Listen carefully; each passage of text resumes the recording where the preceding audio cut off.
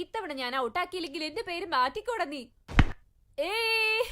അജയ് ആ വരുന്നാച്ചാ. ഏടാ പിടിച്ച് ബാറ്റ് പിടിച്ച്. താങ്ക്സ് അച്ഛാ. എന്നോടൊന്നും പറയണ്ടെന്നല്ലേ പറഞ്ഞോ.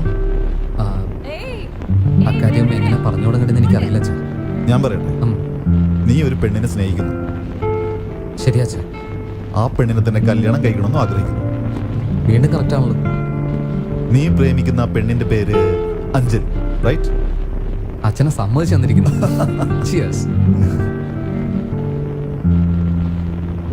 ഇത് നടക്കൂ?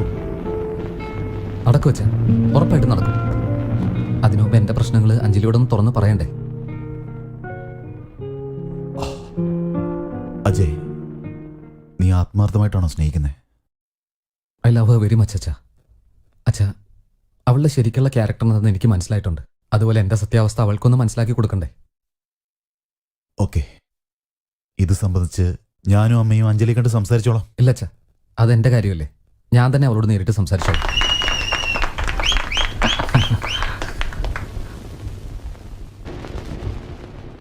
വരുന്നു അഞ്ജലിയില്ലേ? അഞ്ജലി അവള് മേളിലുണ്ട്. Thank U.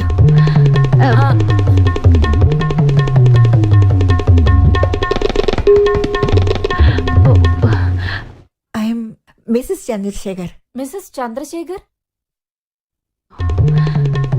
ഓ, doctor Mrs Chandrashekhar. Anjali, Anjali. Aunty, എന്താ ഇവിടെ? നിന്നോടൊന്ന് സംസാരിക്കണം. ഷുവർ ആന്റി,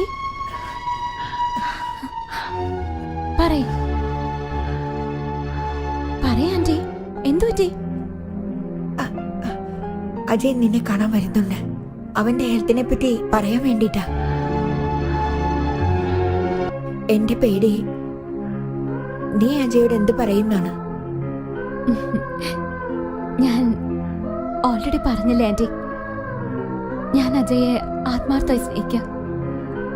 അവനെ കല്യാണം കഴിച്ചിട്ട് അവസാന കാലം വരെ ജീവിക്കണമെന്ന് ആഗ്രഹിക്കാം.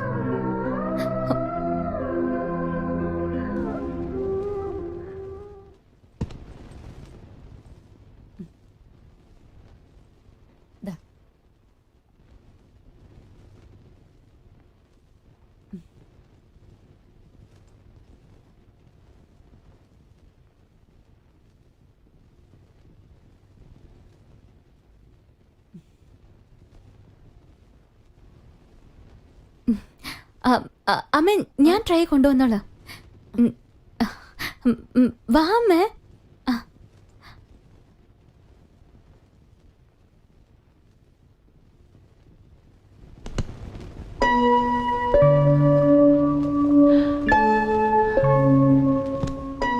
നിനക്ക് ഒരു രോഗവും ഇല്ലെന്ന് അജയ് അറിഞ്ഞാൽ എന്താവും കാര്യം?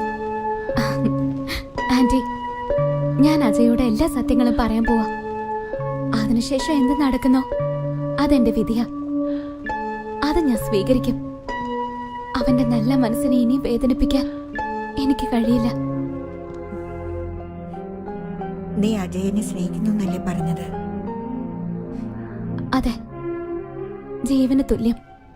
അതോർത്തിട്ടാ എനിക്ക് പേടി. നീ ഏതൊരു പന്തയത്തിൽ ജയിക്കാൻ വേണ്ടിയല്ലേ നിനക്ക് ഈ അസുഖം ഉണ്ടെന്ന് അവനോട് പറഞ്ഞത്. അത് പിന്നെ സ്നേഹമായിട്ട് മാറി. എന്നാൽ എൻ്റെ മോൻ്റെ ജീവിതത്തിൽ അവൻ്റെ ആദ്യ സ്നേഹവും ഇതാണ്, അവസാന സ്നേഹവും ഇതാണ്. ഇപ്പൊ പോയി എല്ലാ കാര്യങ്ങളും അവനോട് പറഞ്ഞാ എന്താ നടക്കുകയെന്നറിയാമോ? എനിക്കറിയാം ഇതിന് നിനക്ക് മറുപടി ഉണ്ടാവില്ല.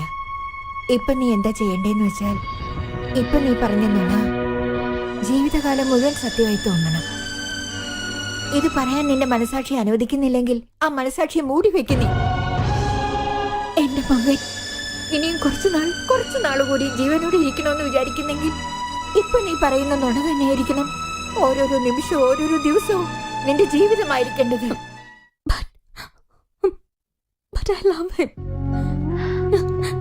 ഞാനെങ്ങനെ അവനോട് നുണ പറയാ?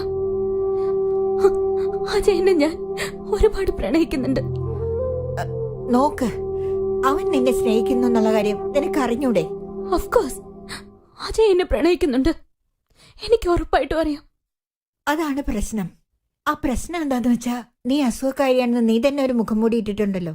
അതിനെയാണ് അവൻ സ്നേഹിക്കുന്നത്. അവസാനം വരയ്ക്കും ആ മുഖം മൂടി നിനക്ക് മാറ്റാനാവില്ല. ഒരിക്കലും അതിനെ സമ്മതിക്കില്ല. ഇപ്പൊ എനിക്ക് പ്രധാനം അജയ്, അവന്റെ വിശ്വാസം, അവന്റെ സന്തോഷം. അതിനു വേണ്ടി നിന്നെ പറ്റിയുള്ള എത്ര നുണ വേണമെങ്കിലും ഞാൻ പറയൂ അഞ്ജലി.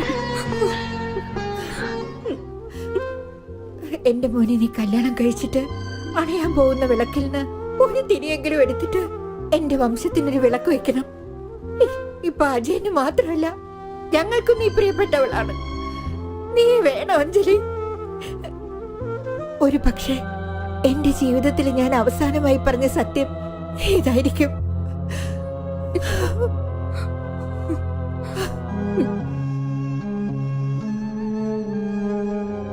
നീ ഒരു അസുഖക്കാരിയാണെന്ന് മുഖംമൂടി നേരത്തെ ഇട്ടിരുന്നില്ലേ? അതിനെയാണ് അവൻ സ്നേഹിക്കുന്നത്. അവസാനം വരെയും ആ മുഖംമൂടി നീ അഴിക്കാനേ പാടില്ല. അത് ഞാൻ ഒരു കാലം അനുവദിക്കുകയില്ല.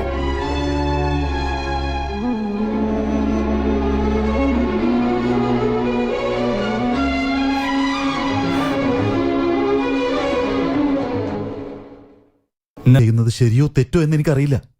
നമ്മൾ ചെയ്യുന്നത് ശരി തന്നെയാണ്. പയ്യന്റെ വീട്ടുകാരാണ് പെണ്ണിന്റെ വീട്ടിൽ പോയി സംസാരിക്കേണ്ടത്. ഞാൻ അതിനെപ്പറ്റിയല്ല പറയുന്നത്. നമ്മുടെ മോന്റെ സന്തോഷത്തിനു വേണ്ടി ഒരു പാവ പെണ്ണിന്റെ ജീവിതം വെച്ച് കളിക്കുന്നത് ശരിയാണോ? എന്താ ഈ പറയുന്നേ? അജയനെ ജീവനെ പോലെ സ്നേഹിക്കുന്നുവെന്ന് ആ പെണ്ണ് തന്നെ എന്നോട് പറഞ്ഞേ. അവന് വേണ്ടി അവൾ എന്ത് വേണമെങ്കിലും ചെയ്യുമെന്നേ. അവള് ചെറിയ കുട്ടിയാ. നമ്മൾ മുതിർന്നവരെ പോലെ പെരുമാറണ്ടേ? അതുകൊണ്ടാ പറയുന്നേ, ഈ കല്യാണത്തെ നമ്മൾ മുന്നിൽ നിന്ന് നടത്തണമെന്ന്. ഈ കല്യാണത്തിന് അഞ്ജലിയുടെ അച്ഛനമ്മയും സമ്മതിക്കില്ല. എന്താ ഇങ്ങനെ ഒരു ബന്ധുവുമായി നമ്മൾ അങ്ങോട്ട് ചെന്നാ അവര് നമ്മൾ അപമാനിക്കും. നാണക്കെടുത്തിക്കോട്ടെ, അതിനെന്താ? അന്ന് ഒരു ദിവസത്തെ കാര്യമല്ലേ, അജയ്ക്ക് വേണ്ടി നമ്മൾ അതെങ്കിലും ചെയ്യണ്ടേ? അജയ്ക്ക് വേണ്ടി ഞാൻ എന്ത് ചെയ്യാനും തയ്യാറാ. പക്ഷെ അഞ്ജലി പാവം. പ്ലീസ് പ്ലീസ് വന്നാട്ടെ, പറയാം. ഇരിക്കൂടെ? നമ്മുടെ മോൻ ജീവിച്ചിരിക്കുന്നിടത്തോളം കാലം സന്തോഷമായിരിക്കാൻ നമ്മൾ എന്ത് വേണമെങ്കിലും ചെയ്യാൻ തയ്യാറായിരിക്കണ്ടേ? ഒന്നാലോചിച്ച് നോക്കേ. അജയന്റെ മോൻ നമ്മുടെ പേരക്കുട്ടിയല്ലേ?